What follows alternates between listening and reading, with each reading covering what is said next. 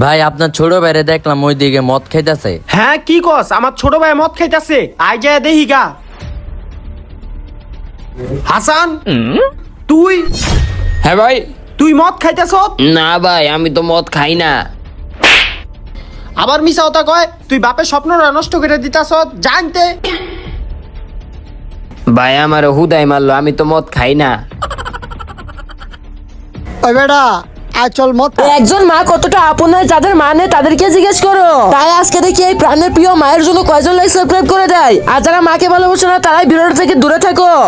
গা বাপের পকেট থেকে অনেক টাকা চুরি করছি। ভাই তুই আমার মাফ করে দে, আমি মদ খাওয়া ছেড়ে দিছি, আমি আমার বাপের স্বপ্ন ভাঙ্গা লাইছি। হ্যাঁ তাহলে আমার একলাই যে মদ খাইতে হইব।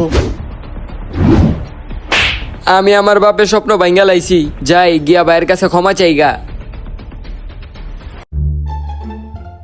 ভাইয়া তুমি আমারে মাফ করে দাও, আমি আমার বাপের স্বপ্ন ভাঙ্গা লাইছি। না আমি তোরে মাফ করতে পারতাম না। আচ্ছা ভাইয়া, বাপের স্বপ্নটা কি আছিল যেটা আমি ভাঙ্গা লাইছি? আমাগো বাপের স্বপ্ন ছিল যে আমরা পরিবারের সবাই মিলে একসাথে মদ খামু, কিন্তু তুই এক লাগিয়া মদ খায় বাপের স্বপ্নটা ভাঙ্গা দিছ। হ্যালো